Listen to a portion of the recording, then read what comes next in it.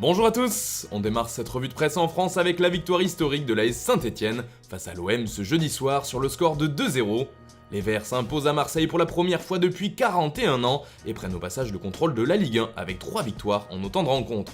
Ils sont au pouvoir comme le résume l'équipe. Dans la presse locale aussi, le résultat du match fait les gros titres. Pour la Provence, l'OM dérape et réalise une mauvaise opération après la victoire face au Paris Saint-Germain.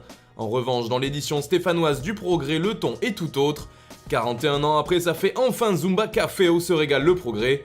Et les hommes de Claude Puel sont donc seuls en tête de la Ligue 1 après cette 3e journée de championnat. On part maintenant en Italie où l'AC Milan jouait un match en jeu ce jeudi. Les Rossoneri affrontaient les Shamrock Rovers, club irlandais dans le cadre des qualifications de la Ligue Europa. Et c'est bien le club lombard qui s'est imposé sur le score de 2-0 grâce notamment à l'ouverture du score de Zlatan Ibrahimovic.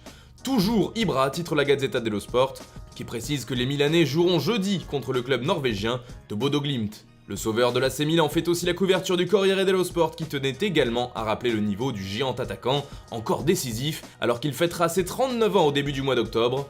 C'était un Ibra format Europe d'après le journal transalpin. Enfin, le Suédois fait aussi les gros titres du Quotidiano Sportivo. Ibra joue déjà du Shamrock, résume le média. Toujours en Italie, Tuttosport parle aussi du but décisif de Zlatan.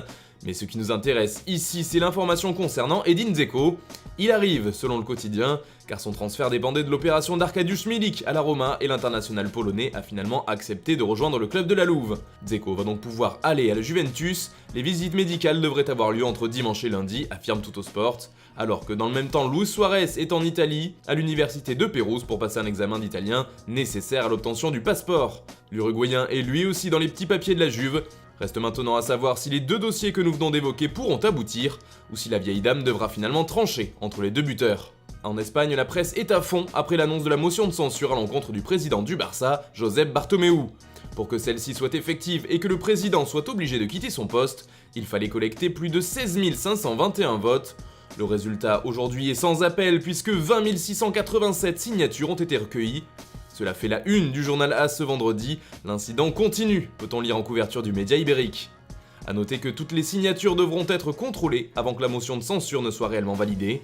Dans la presse catalane comme avec Sport ou les Sportiu, on titre sobrement avec ce chiffre de 20 687 signatures, qui résume bien le désaccord entre les socios barcelonais et leur président. Même image avec Mundo Deportivo qui nous livre, en plus, une information mercato.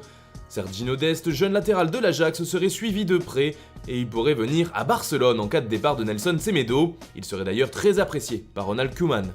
Du côté de l'Angleterre, Tottenham jouait également sa qualification pour le tour prochain en Europa League. Les Spurs l'ont emporté 2-1 non sans difficulté contre le Lokomotiv Plovdiv, une prestation qui ne rassure pas la presse anglaise qui en appelle au retour de Gareth Bale, vu comme le sauveur du club londonien.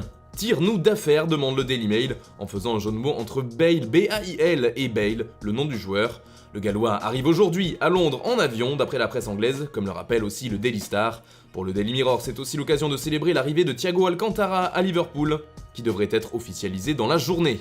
C'est un bon vendredi pour le tabloïd, tout comme pour le Daily Express, qui fait également sa couverture avec ses deux stars, qui devraient débarquer en Angleterre dans la journée. Enfin, on reste en Angleterre pour terminer ce tour de la presse. Le Daily Mail parle aussi mercato sur son site internet et selon le journal anglais, en plus de Thiago Alcantara, Liverpool aimerait aussi faire venir Ismaïla Assar. En effet, les Reds seraient venus au renseignement tout récemment pour l'ancien joueur du Stade Rennais.